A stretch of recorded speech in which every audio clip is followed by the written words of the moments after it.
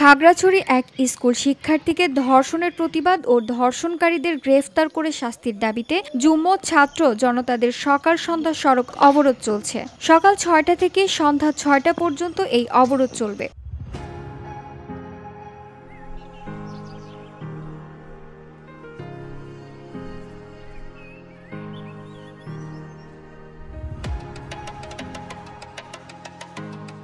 অবরোধের কারণে শনিবার সকাল থেকে ঢাকা চট্টগ্রাম খাগড়াছড়ি সড়ক ও আন্তঃসড়কে কোনো ধরনের যানবাহন চলাচল করছে না।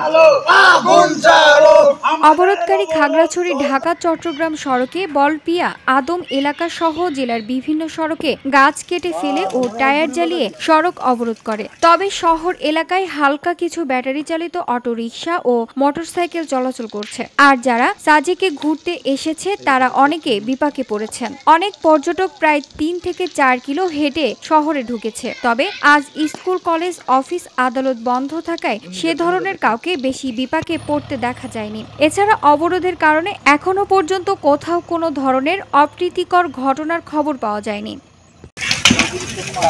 উল্লেখ্য, গত মঙ্গলবার খাগড়াছড়ি সিঙ্গিনালা এলাকায় প্রাইভেট পড়ে ফেরার পথে একদল দুর্বৃত্ত এক ছাত্রীকে চেতনানাশক দিয়ে অজ্ঞান করে গণধর্ষণ করে। পরে পরিবারের লোকজন খোঁজাখুঁজির পর একটি পরিত্যক্ত স্থান থেকে ওই ছাত্রীকে উদ্ধার করে। এ ঘটনায় ভিকটিমের বাবা অজ্ঞাত ৩ জনকে আসামি করে খাগড়াছড়ি সদর থানায় একটি মামলা দায়ের করেন। খাগড়াছড়ি সদর থানার ভারপ্রাপ্ত কর্মকর্তা আব্দুল বাতেন মৃধা জানান, অবরোধের কারণে কোথাও কোনো ধরনের অপ্রীতিকর ঘটনা ঘটেনি।